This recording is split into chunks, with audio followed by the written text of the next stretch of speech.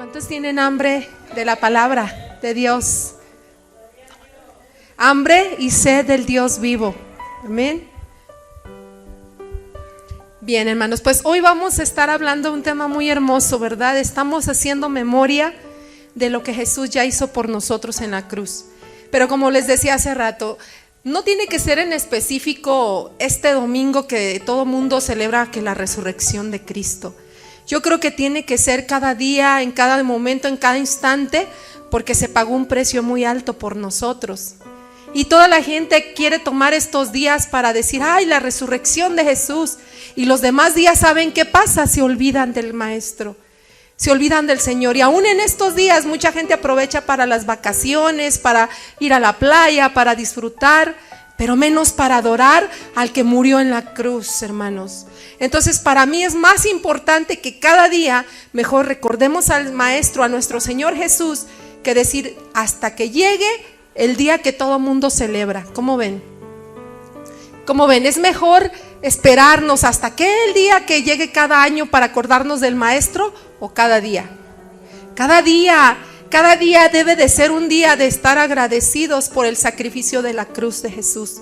Y hoy te quiero compartir el tema del Evangelio y la cruz de Jesús precisamente. Hoy vamos a hablar del poderoso Evangelio que nos trajo salvación, que hubo mucha gente que tuvo que morir para poder pagar ese, no el precio porque lo pagó Jesús en la cruz, pero para poder de alguna manera entregar sus vidas por el nombre de Cristo, ¿verdad? Y el Evangelio nos llegó a nosotros, pero mucha gente tuvo que morir, mucha sangre se derramó. Y aún la palabra de Dios ha sido muy perseguida desde tiempos antiguos. Satanás no quiere que tengamos la Biblia en las manos, ¿cómo ven? Él no quiere que el cristiano tenga la palabra de Dios, ni en sus manos ni en sus corazones. Pero el cristiano debe de tener la palabra de Dios en su corazón y en sus manos también. Vamos a abrir ahí en 1 Corintios 1:18 para estar dando lectura. Pero no solamente voy a leer 1 Corintios 1:18, sino también que les quiero hablar un poquito de historia acerca de lo que era la crucifixión. Y cuando lo tengan listo, dice el pueblo amén. Amén. Dice así en 1 Corintios 1:18: porque la palabra de la cruz es locura a los que se pierden, pero a los que se salvan, esto es a nosotros, es poder de Dios. Que quede bien claro, la palabra de la cruz es locura a aquellos que se pierden, pero para nosotros, para los que se salvan, dice, es poder de Dios. Quiero decirles que en sí locura significa bobería, como ven, ya viéndolo en el diccionario, absurdo, ignorancia. Esto es lo que significa locura. Pero esta locura, hermanos, es una locura muy diferente a la del mundo. Porque esto que parece para el mundo bobería, absurdo e ignorancia, para nosotros es poder de Dios. Ahora, ¿por qué es bobería? ¿Por qué es absurdo? ¿Por qué es ignorancia? Para los que se pierden esto, ¿por qué representa para ellos esto? Porque cuando alguien moría en la cruz, era porque era una persona que había hecho algo muy malo. Ahí moría el homicida, ahí moría el asesino, el revoltoso. Entonces, pues era una manera de pensar, está pagando algo ahí, un precio, una pena capital. Entonces para el mundo es locura porque la cruz representa ahí pagar un precio, pagar la culpa. Pero en Jesús cobró otro significado la cruz, cobró el significado de mi victoria, cobró el significado de mi redención. Amén. Según la historia, dice que esto comenzó con los persas, que fueron los que iniciaron la pena capital de la cruz, crucificando a los delincuentes. Y se cuentan en las crónicas que era una muerte muy dolorosa y que el rey Darío persa crucificó a 3,000 babilonios. Él fue el que comenzó todo esto, el rey Darío. Y Alejandro Magno dice que él crucificó a más de 2,000 personas en el año 63 antes de Cristo. Yo quiero que sepan historia también, para que sepan qué significa todo esto. Fue cuando los romanos subyugaron a Israel y según la historia los romanos crucificaron a más de 30,000 judíos. Estos murieron en una cruz en el año 70 después de Cristo. Continuaron las crucifixiones. Pero el general romano Tito crucificó a tantos judíos que dice, se sabe en la historia que hicieron falta madera para hacer cruces, porque eran muchos los que había sacrificado. Después este general llegó a ser después un emperador. Constantino en el año 337 después de Cristo abolió la crucifixión después de tantas muertes dolorosas. Es cuando es abolido el castigo capital. Pero en sí, la muerte de la cruz era la muerte más dolorosa y se reservaba para los peores de la sociedad. Se consideraba una pena de capital para lo peor, para lo más malandro, por decirlo así, para la gente más mala. Era para los traidores, para los rebeldes, para los asesinos y para los revoltosos. Era una forma de darles una lección, porque los exhibían públicamente, eran puestos en una cruz y eran exhibidos, azotados con un látigo también, no sé si ustedes sabían, y en la punta del látigo o en sí tenía unas bolitas de metal de plomo que rasgaban la piel del azotado. O sea, no nada más crucificaban a la persona, la latigueaban antes de crucificarla, después le hacían cargar una cruz que aproximadamente se dice que pesaba aproximadamente, yo no sé si esto sea así, unos 80 kilos, y la tenía que cargar o arrastrar la persona que iba a ser colgada en esa cruz. Le ponían a cargar esa cruz con todo y su espalda toda lastimada, lacerada por los latigazos, y la piel, la carne viva, imagínense. Y con clavos grandes, los que sujetaban las palmas y las muñecas, eran dos, palmas y muñecas, para poder sujetarlos bien y el cuerpo no se tendiera a ir hacia abajo y rasgaran las manos. Aparte las amarraban para poder sostener el cuerpo, y aparte de esto era un letrero puesto arriba de los delincuentes y se decía el por qué moría esa persona en la cruz. Se les ponía ahí, este muere porque hizo una revuelta, este muere porque incitó a la gente a ponerse en contra del emperador, etcétera. Y podemos ver que era un castigo que implicaba una gran agonía, más aparte dice que les quebraban las piernas para acelerarles la muerte a los crucificados. Se las quebraban con el propósito de que el cuerpo tomara una postura en la cual los pulmones se colapsaran. Al hacer el cuerpo con presión perdía la fuerza, y cuando el cuerpo empezaba a sentir la asfixia, los pulmones colapsaban y así era como morían. Más aparte, los dejaban ahí colgados en la cruz, exhibidos para lección, hasta que el cuerpo se descomponía.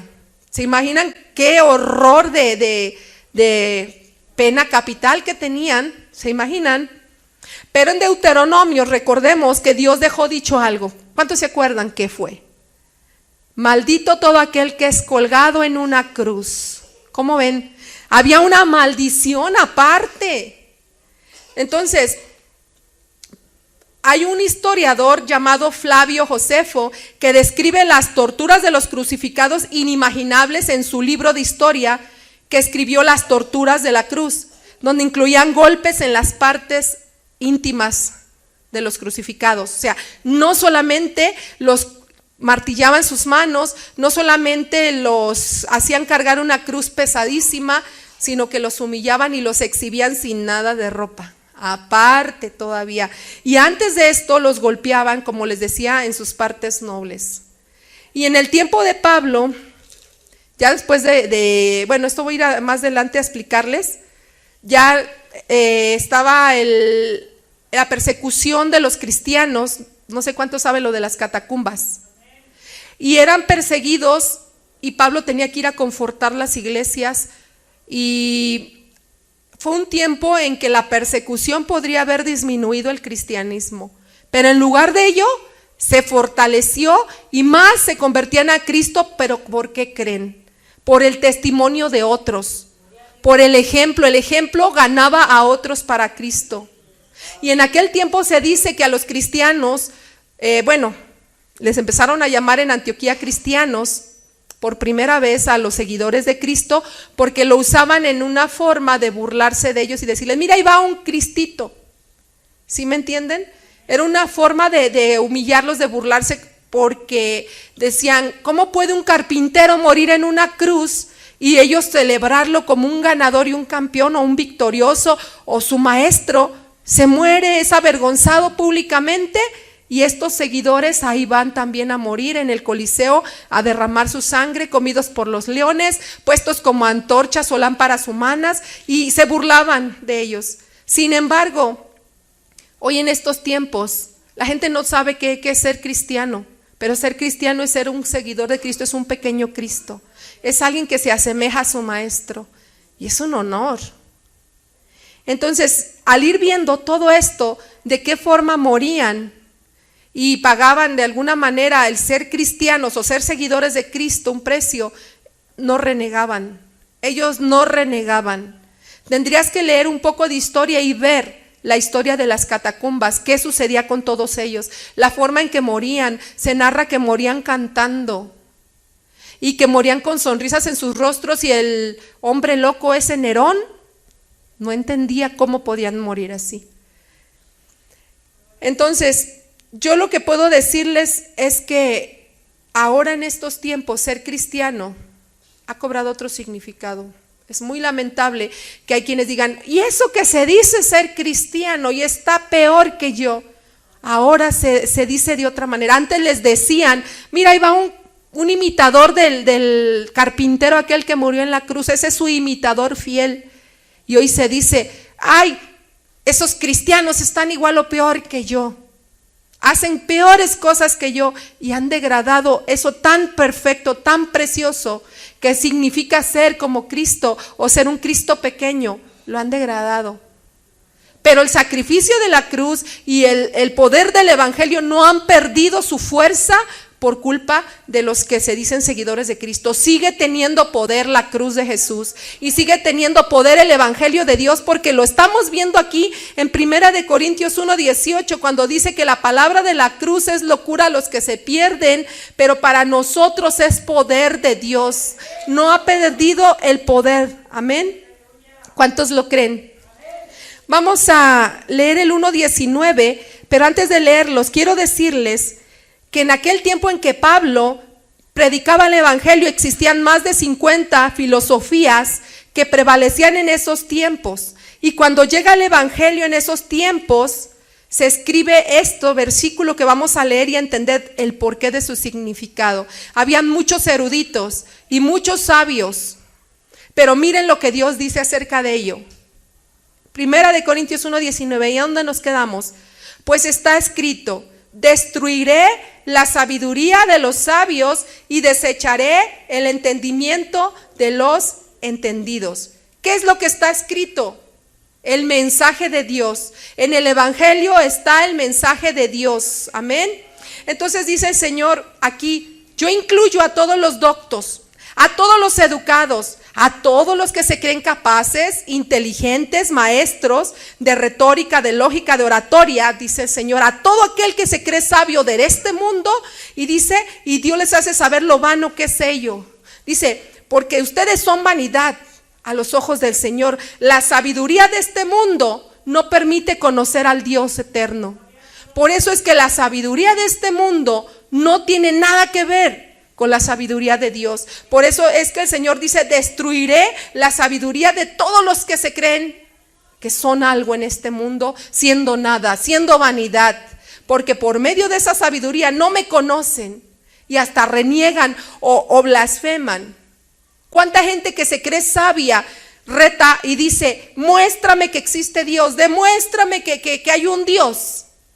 Hay mucho ateo que basado en sus filosofías y en sus conocimientos niegan a ese Jesús de la cruz, a ese todopoderoso Señor y Salvador, que a través de él hay salvación y fuera de él no la hay. Y se sienten tan inteligentes y tan conocedores de tantas cosas que retan al cristiano y le dicen, demuéstrame que tu Dios existe. ¿Dónde está eso que me puedes demostrar que Dios es un Dios que es real, que existe? Pero miren lo que dice 1 Corintios 1:20. ¿Dónde está el sabio? ¿Dónde está el escriba? ¿Dónde está el disputador de este siglo? ¿No ha enloquecido Dios la sabiduría de este mundo o del mundo? En otras palabras, ¿dónde está Herodoto, el gran historiador? Los que han muerto ahí se quedan en sus tumbas y no resucitan. O Sócrates, el gran pensador, o el padre de la medicina, Hipócrates, o el superfilósofo Platón, o Aristóteles, el gran sabio, o Arquímedes, padre de la mecánica. ¿Dónde están? O Virgilio, el poeta. Mueren igual que todo ser humano. Un mismo aliento tienen que tú y yo. Amén.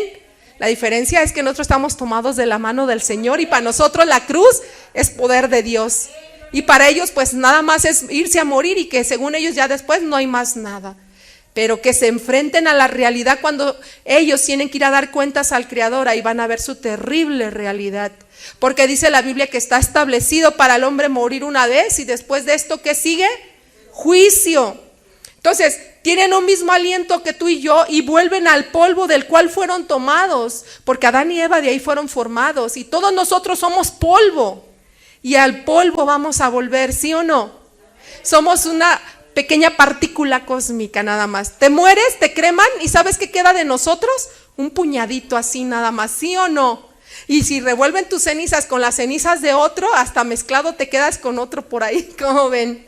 El polvito tuyo mezclado con el polvito de otro muertito. Y a mí me da tristeza pensar que somos un simple puñadito así de tierra, y el hombre se engrandece y dice, oh, yo soy. Y el Señor dice, tú no eres nada, simple vanidad. Sus obras, tú podrías decir, quedan aquí, ¿verdad? Para tenerlos ahí como que en memoria. Pero ellos se van al sepulcro y hasta ahí llegaron. Y sin embargo, ve a la tumba de Jesús y dice, Él no está aquí, Él resucitó. No está.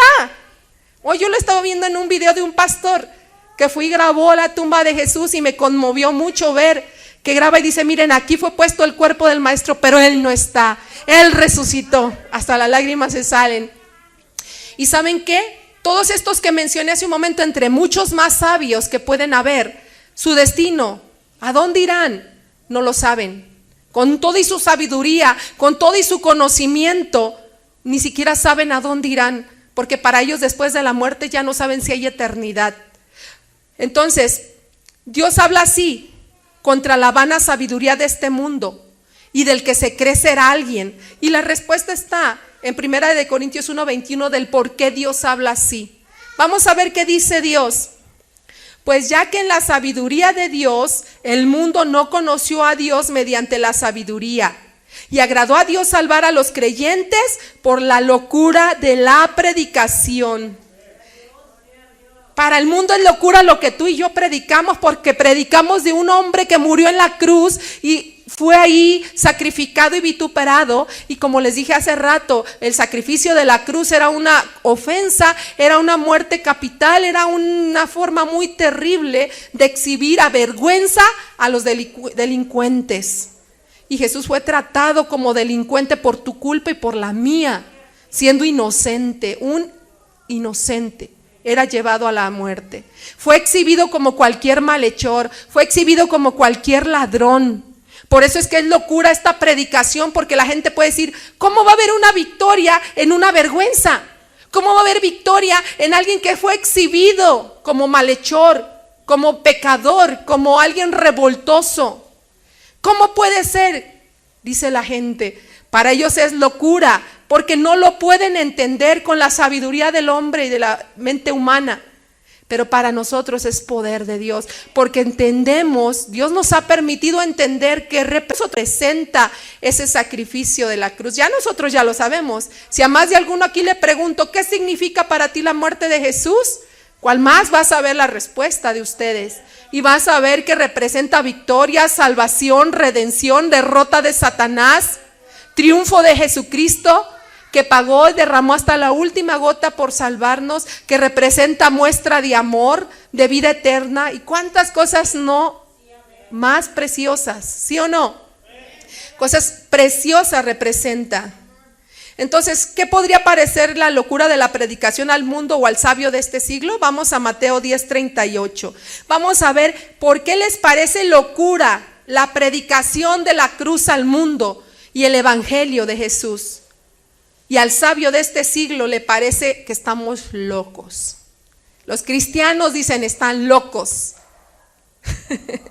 Mateo 10:38. Vamos a ver qué bendita locura tenemos nosotros los cristianos, que dice el mundo están locos.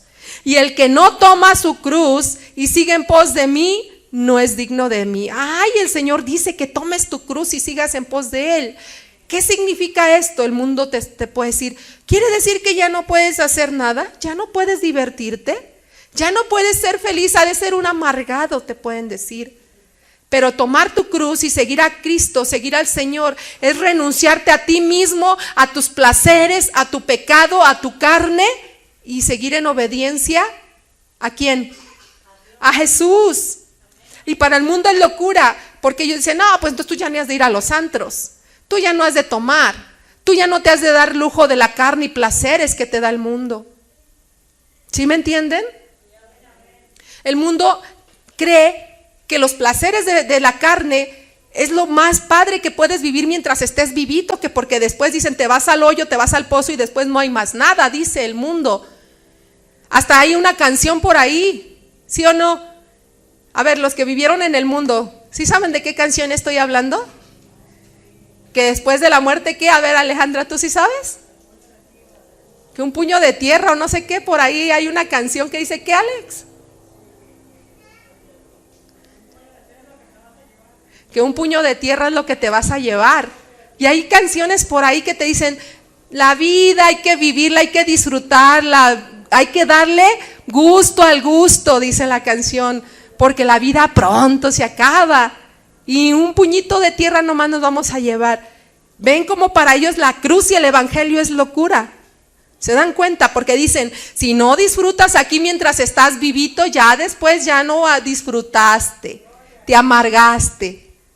Es locura para los que se pierden. Porque Jesús te va a decir, niégate a tus deseos y a tu carne, niégate a tu pecado, niégate a lo que te lleva a la destrucción. Pero el mundo dice, las borracheras, las parrandas, ¿sí o no?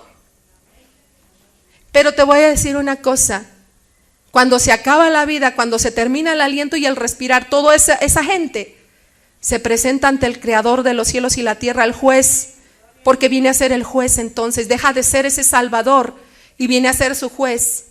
Y ahí es donde se dan cuenta que todo lo que disfrutaron en vida y que lo que supuestamente le dio placer a la carne no valió la pena, pero es demasiado tarde.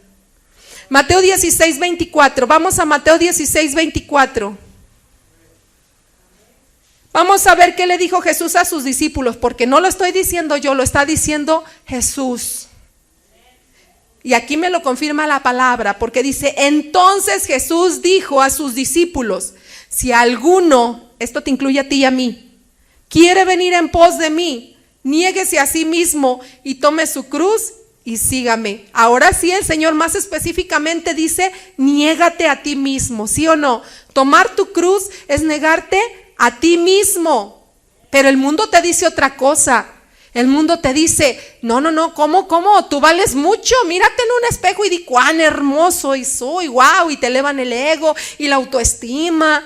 Que el Señor dice todo lo contrario, no porque nos quiera bajar la autoestima ni mucho menos, sino que Dios dice, oh, hombre vano, ¿qué eres tú sino polvo de la tierra?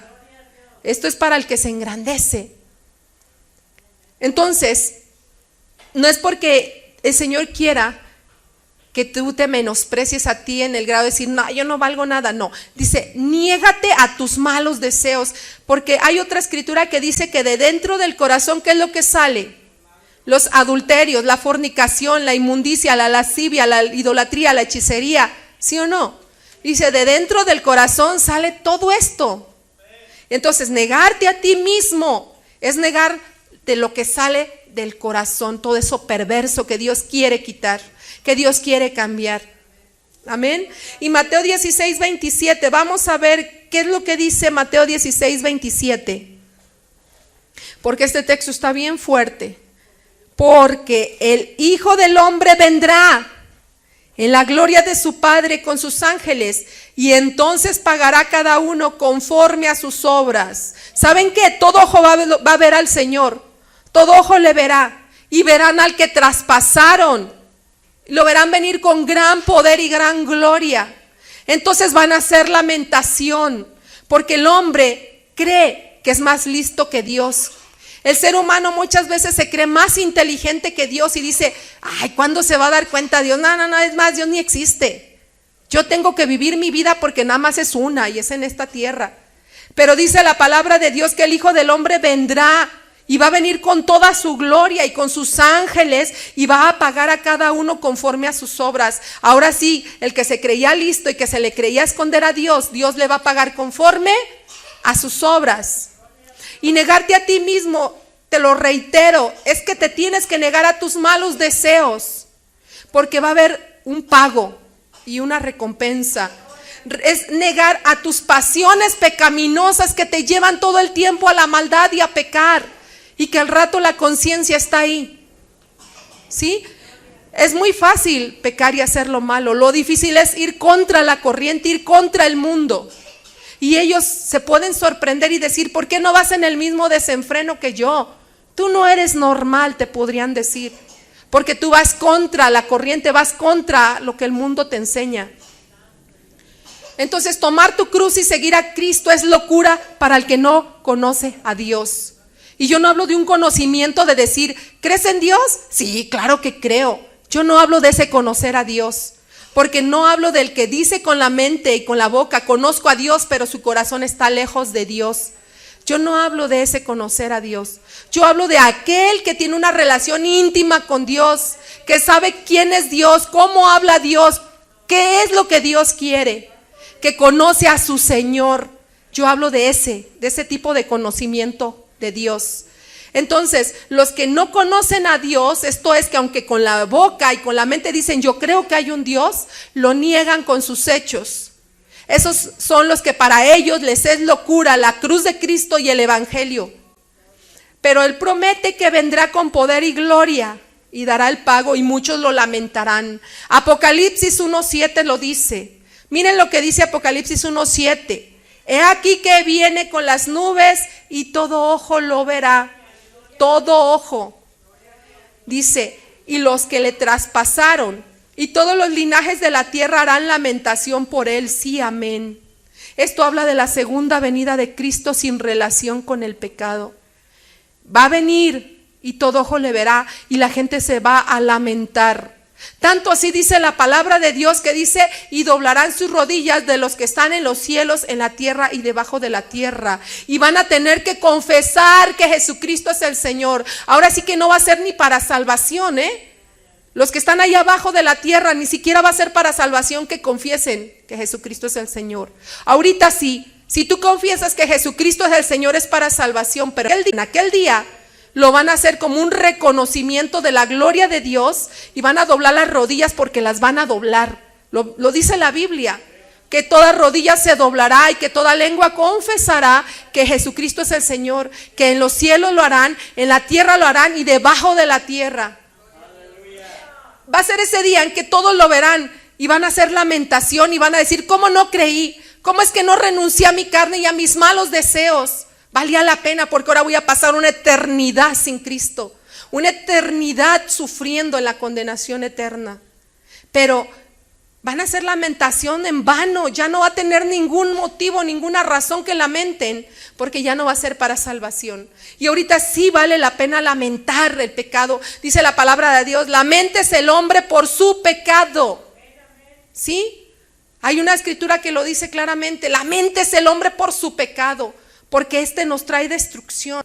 Y Hebreos 9:38, miren lo que dice la palabra de Dios. Esta segunda venida de Jesús ya no va a tener nada de relación con el pecado. Y este sacrificio de la cruz fue para llevar a muchos al reino de los cielos.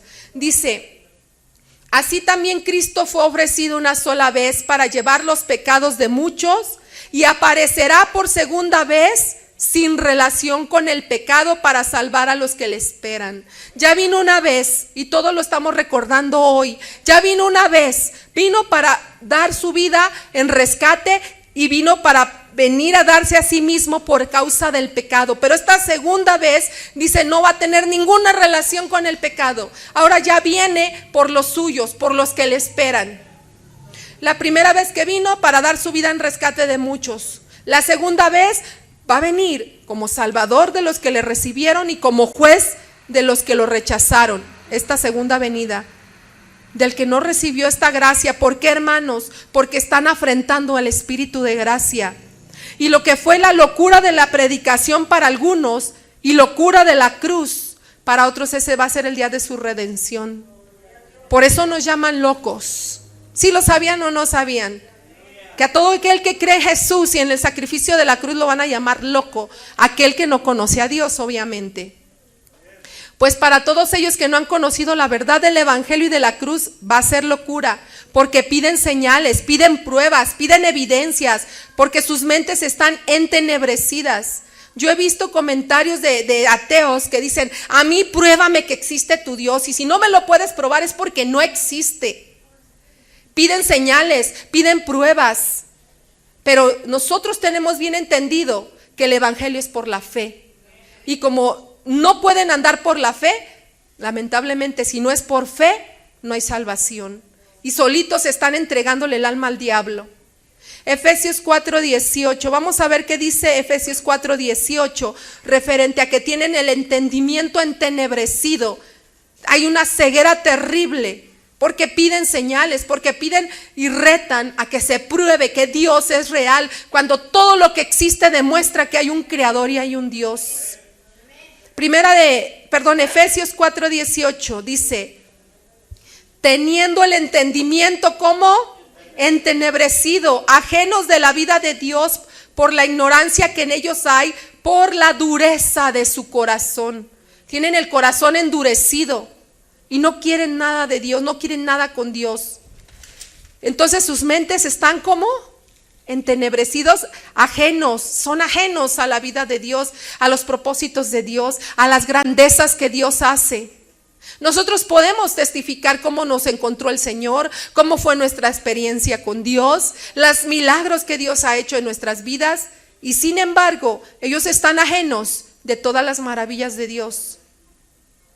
Y vamos a 1 Corintios 1:22 al 25 para ver cómo piden señales. Desde mucho tiempo atrás ya se practicaba esto. Regresamos a 1 Corintios 1:22 al 25. Porque los judíos piden ¿qué? Señales, y los griegos buscan sabiduría, pero nosotros, ¿qué predicamos? A Cristo crucificado. Para los judíos ciertamente es tropezadero y para los gentiles locura, mas para los así llamados judíos como griegos, Cristo, poder de Dios y sabiduría de Dios. Esta es la verdadera sabiduría de Dios. ¿Cuál es esa verdadera sabiduría de Dios? Que Cristo es poder de Dios, que el evangelio es salvación, que la cruz es redención. Eso significa, esa es la verdadera sabiduría. No la de este mundo vano, no la de este mundo entorpecido, que dicen: dame pruebas, quiero señales, quiero ver, quiero sentir, quiero palpar. Cuando Dios es espíritu, cuando Dios es espíritu y se puede sentir, pero no se puede ver. ¿Y por qué fuimos nosotros rescatados de nuestra vana manera de vivir? ¿Te has preguntado? ¿Por qué crees tú que Dios te ha rescatado de esa vana manera de vivir? Para solo decir amén, gloria a Dios, aleluya, soy salvo, qué lindo, qué rico, se acabó. Es para andar el tiempo que nos reste de vida en nuestro servir a Dios, en renunciar a nuestros malos deseos, a renunciar a nuestras pasiones vergonzosas. Porque todo lo que cometas en oculto y toda clase de perversión que cometas en lo secreto, Dios te lo va a sacar a luz. Porque dice la escritura: ¿a dónde me iré de su espíritu? ¿A dónde me esconderé de su presencia? Si yo quisiera ir hasta lo más bajo de la tierra y esconderme, ahí estás tú, dice. Si en lo oscuro quisiera estar, ahí alumbra la luz de Dios, hermanos. Y yo quiero decirte que Dios nos rescató de nuestra vana manera de vivir, no para vivir el tiempo que resta en pasiones vergonzosas o en malos deseos, o cometiendo en oculto toda clase de perversión. Nos rescató para dar testimonio de aquel que nos llamó a su luz admirable, y para que con nuestro ejemplo y con nuestro testimonio ganemos a otros para Cristo. Porque ser testigos de Cristo es ser mártires de Cristo. Eso significa del hebreo martureo, mártires. Cuando el Señor dijo: por tanto id y hacer discípulos a todas las naciones, bautizándoles en el nombre del Padre, del Hijo y del Espíritu Santo, y que fuéramos, y bueno, les mandó a los discípulos ir, los envió como mártires. No crean que los envió a ser felices y a gozar, como ahora exigen camas, aguas de cierta marca y no sé qué tanto, cuando los apóstoles en aquellos tiempos fueron a predicar el evangelio como mártires de Cristo. Y me seréis testigos, dijo el Señor, y me seréis mártires, porque con vuestro ejemplo ganaréis a otros. ¿Y saben qué gana hoy más a la gente para Cristo? El testimonio. El testimonio de fe de tu vida, no tus palabras. Tú puedes hablarles bien mucho de Cristo, pero si tu testimonio no habla del Señor, no va acompañado, se hace débil la palabra. Y primera de Pedro 1:18 al 21, fíjense lo que dice, y con esto les voy a confirmar lo que ahorita les estoy predicando. Sabiendo que fuisteis rescatados de vuestra vana manera de vivir. Teníamos una vana manera de vivir, la cual recibisteis de vuestros padres, no con cosas corruptibles como oro o plata, sino con la sangre preciosa de Cristo, como de un cordero sin mancha y sin contaminación, ya destinado desde antes de la fundación del mundo, pero manifestado en los postreros tiempos por amor de vosotros, y mediante el cual creéis en Dios, quien le resucitó de los muertos y le ha dado gloria, para que vuestra fe y esperanza sean en Dios. Y entonces dice el Señor, sépanse pues que fueron rescatados de su vana manera que tenían de vivir, su manera que no sirve para nada, porque vanidad es algo pasajero. Y sin embargo, muchos creen que esa vana manera de vivir es disfrutar la vida. Pero dice el Señor en su sabiduría verdadera, vana es esa manera de vivir. Y si fuimos rescatados con la sangre preciosa de Jesús, de esa vana manera de vivir, el resto del tiempo que nos queda, ¿es para vivirlo en el pecado? ¿Es para vivirlo entregados a nuestras pasiones? ¿A darle a la carne lo que te pide? No. Si el Señor nos rescató de esa vana manera de vivir, es para que le sirvamos. Es para que este cuerpo que había sido entregado al pecado, ahora le sirva a Dios. Ahora se ha entregado para el Señor, hermanos.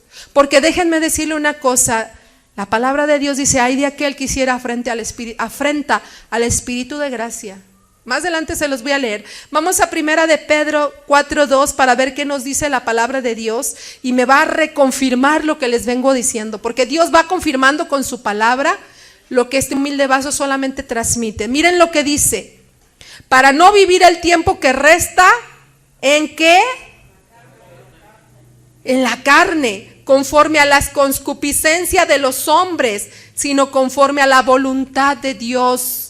El precio ya fue pagado por nuestro Señor Jesús, hermanos. No afrentemos al Espíritu de gracia, no pisoteemos la sangre que nos puede hacer salvos. Hebreos 10:29. ¿Cuánto mayor castigo pensáis que merecerá el que pisoteare al Hijo de Dios y tuviere por inmunda la sangre del pacto en la cual fue santificado e hiciere afrenta al Espíritu de gracia? ¿Quién creen que está hablando aquí? ¿Acaso soy yo? ¿Quién creen que está hablando aquí, hermanos, en esta escritura? Es la misma palabra de Dios. Es Dios mismo que hace una advertencia y dice: ¿cuánto castigo crees que mereces si pisoteas la sangre de mi Hijo? ¿Qué castigo crees que mereces si tienes por inmunda la sangre de este pacto por la cual es santificado el hombre? Y si eres afrenta al Espíritu de gracia. Fuerte esta palabra, hermanos, pero es Dios hablando. Es Dios diciendo: no pisotees esa sangre que te puede hacer salvo. Y continuamos en primera de Corintios 1:26 al 31, donde nos habíamos quedado. Y vamos a continuar leyendo qué dice primera de Corintios 1:26 al 31. Pues mirad, hermanos, vuestra vocación, que no sois muchos sabios según la carne, ni muchos poderosos, ni muchos nobles, sino que lo necio del mundo escogió Dios para avergonzar a lo sabio, y lo débil del mundo escogió Dios para avergonzar a lo fuerte, y lo vil, o sea, lo menospreciado, hermanos, de este mundo, escogió Dios, y lo que no es, para deshacer lo que es. A fin de que, hermanos, de que nadie se jacte en su presencia. Mas por él estáis vosotros en Cristo Jesús, el cual nos ha sido hecho por Dios, ¿qué? Sabiduría, justificación, santificación y redención. Redimir significa cuando alguien compra a otro y paga el precio. Entonces está escrito, hermanos, en la palabra de Dios claramente, que nadie se jacte, que nadie se crea que es algo. Todos los que estamos aquí tenemos que tener bien presente de que Dios nos escogió no porque fuéramos algo o que fuéramos súper acá. Nos escogió Dios porque se compadeció de nuestra miseria. Nos escogió Dios porque se compadeció de nuestra vana vida que tenemos y que llevábamos. Y nos llamó para ser sus hijos y dice, no te jactes, porque tú no eras nada, ni eres nada. Eres polvo, eres vanidad. Sin embargo, dice, por Dios hemos sido hechos personas santificadas, justificadas, redimidas. Amén. Porque dice, para que como está escrito, el que se gloría, gloríese en el Señor. Y yo les quiero decir una cosa, hubo un hombre muy sabio, muy letrado llamado Nicodemo, que se acercó a Jesús de noche. Y este Nicodemo, para él, fue incomprensible lo que era el nacer de nuevo.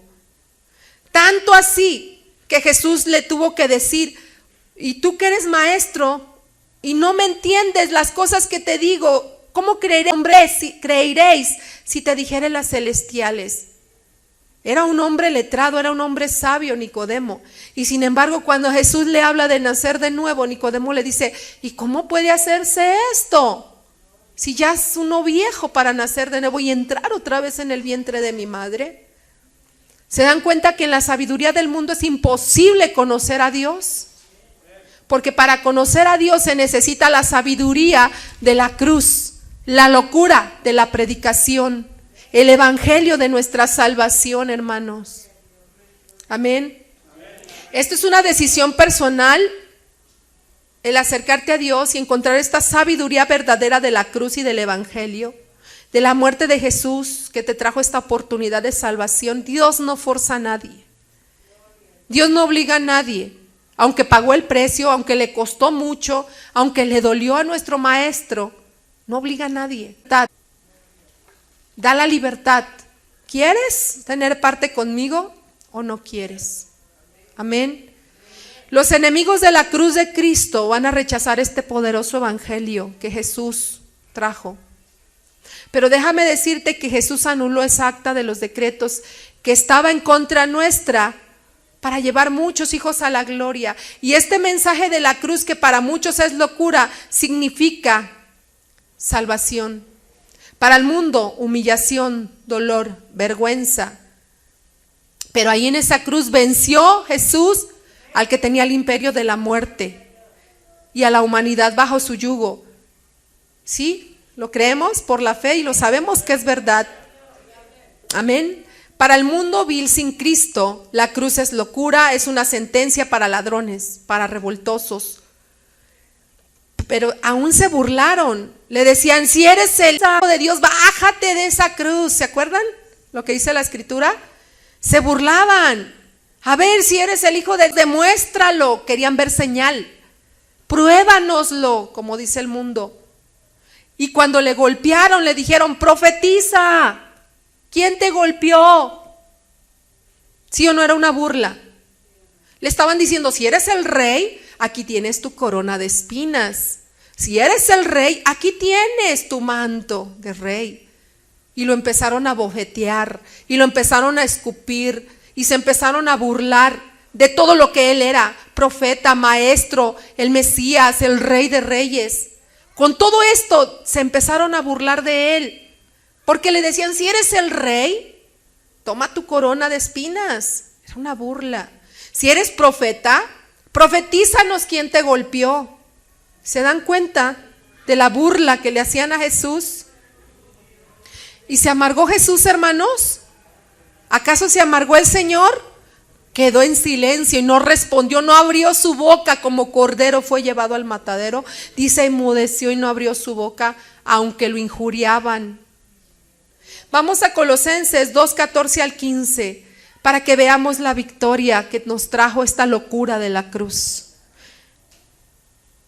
Ay, Señor, qué grande es Dios, hermanos, realmente. Si entiendes el significado tan profundo de la cruz y de la sangre del Cordero de Dios, te vas a dar cuenta qué precioso y profundo es todo esto. Dice, anulando el acta de los decretos que había contra nosotros, que nos era contraria, quitándola de en medio y clavándola en la cruz, y despojando a los principados y a las potestades. ¿Qué hizo? ¿A quién fue exhibido públicamente? Satanás fue exhibido públicamente y el pecado, triunfando sobre ellos en la cruz. Satanás quería poner en esa cruz al maestro y ridiculizarlo y ponerlo como un malhechor. Pero miren lo que dice la escritura. Dice, y despojando a los principados y a las potestades.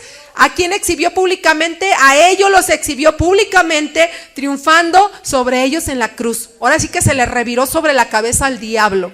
El diablo quería avergonzar a Jesús, y el que fue exhibido públicamente y el que fue avergonzado fue el diablo. ¿Por qué creen? Ahorita más adelante vamos a ver por qué. Hebreos 2:10.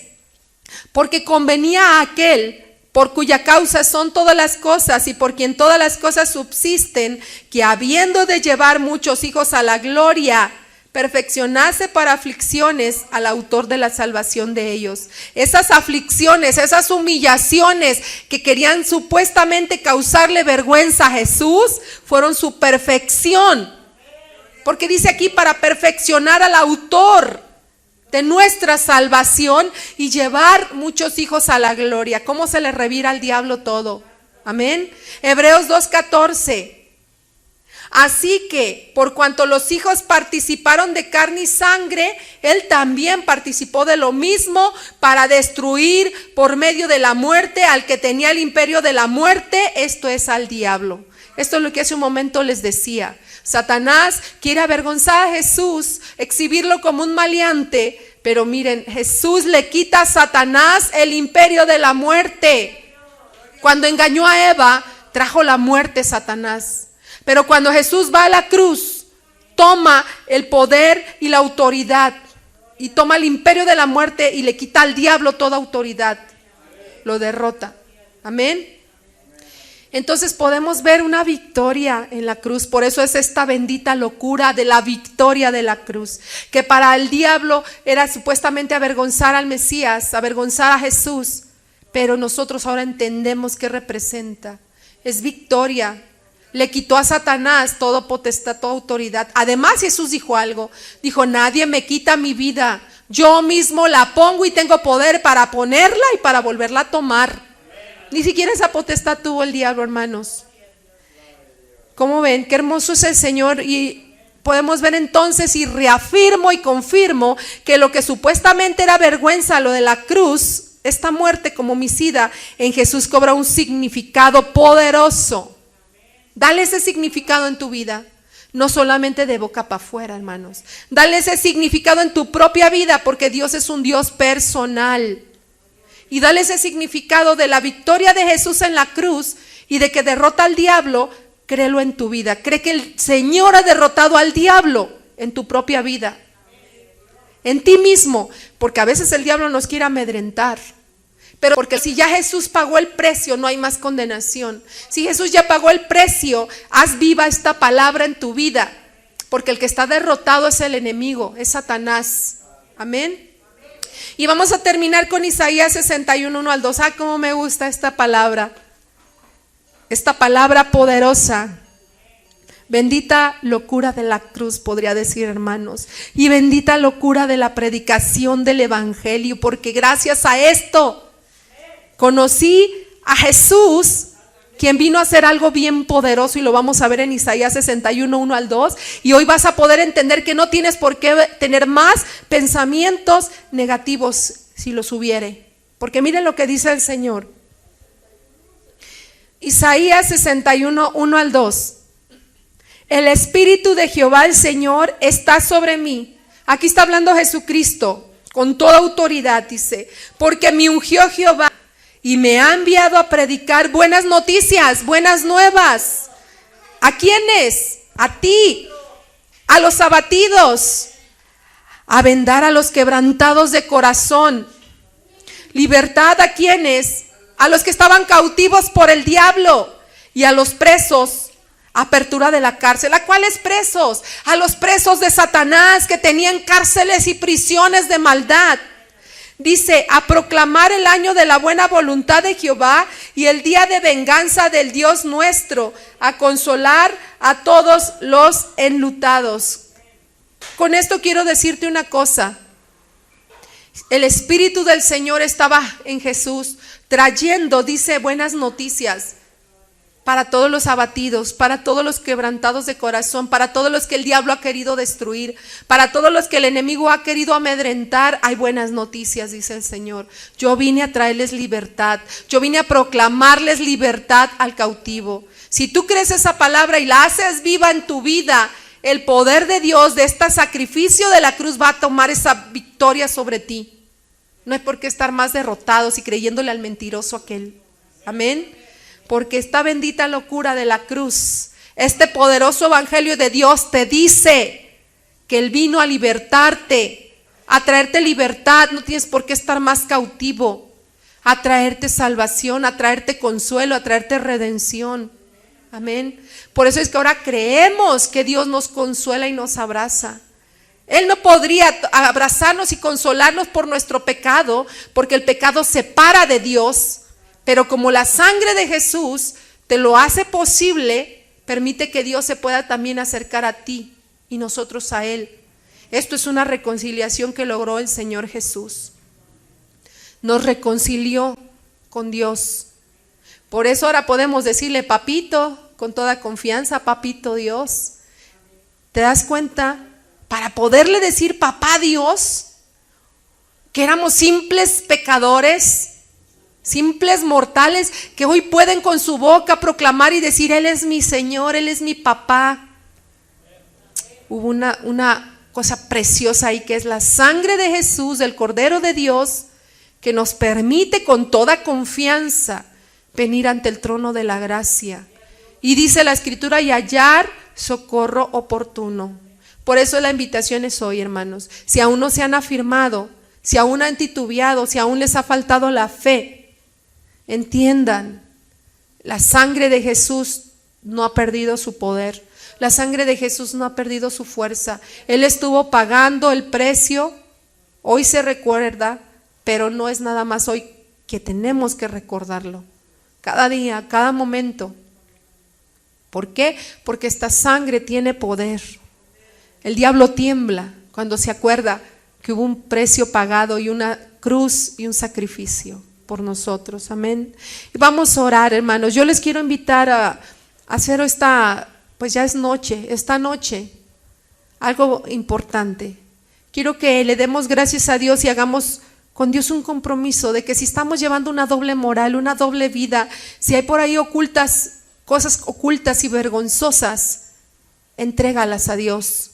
Que la sangre de Jesús sigue teniendo el mismo poder para limpiar el peor pecado, el más horrible, el más horrendo. Amén.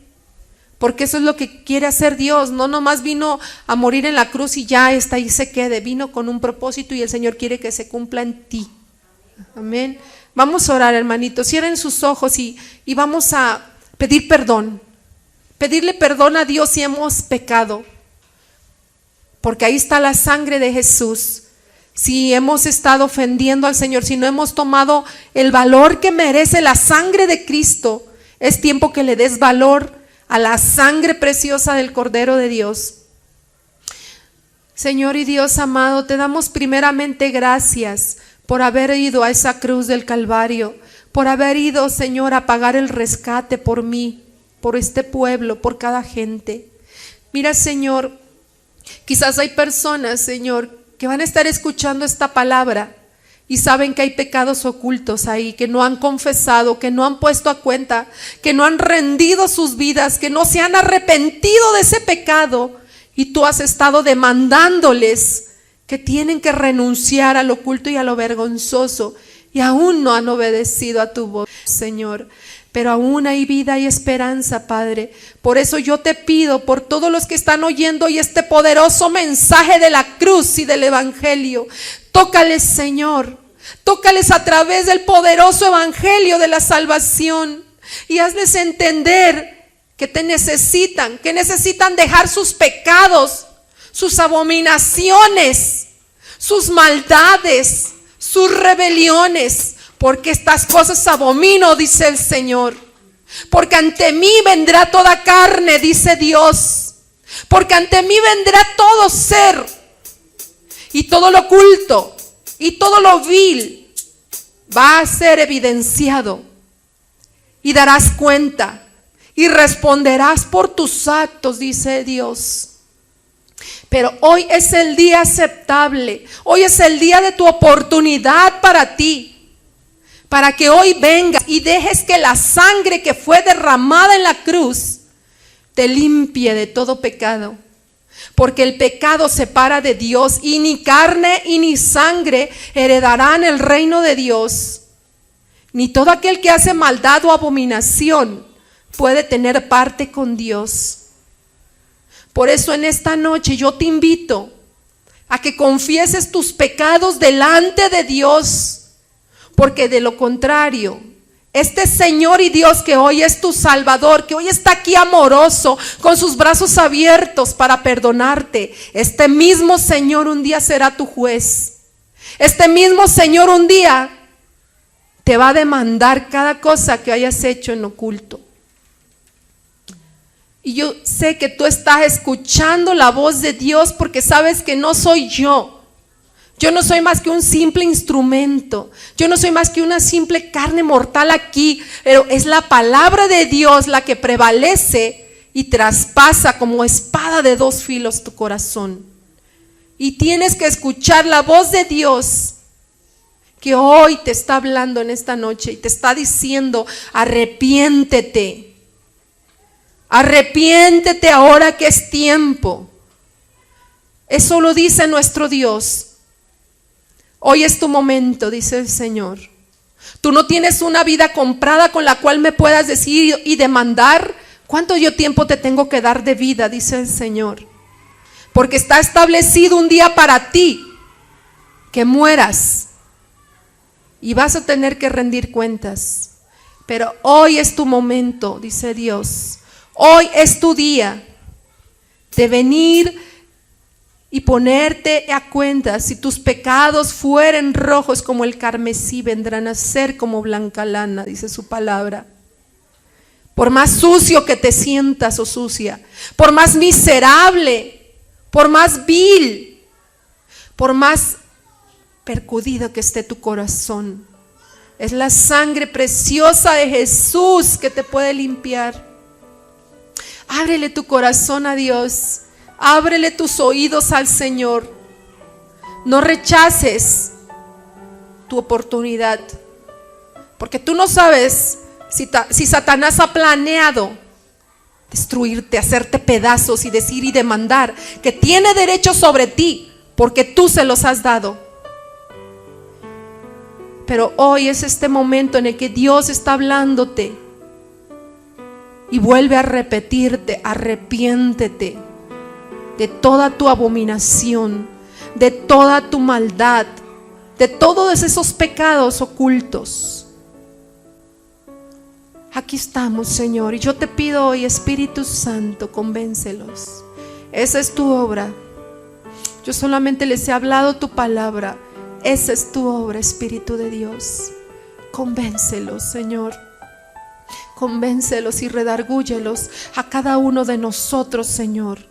Y límpianos en la sangre preciosa que tú derramaste, Señor Jesús. Ya fue pagado el precio. Ya diste tu vida, Señor Jesucristo. Y hoy es cuando tenemos que pedirte perdón y dejar que tu sangre nos limpie de todo pecado, Señor. Aquí estamos, Dios. Dile: aquí estoy, Señor. Limpia mi corazón, límpiame de toda maldad. Oh Padre Santo.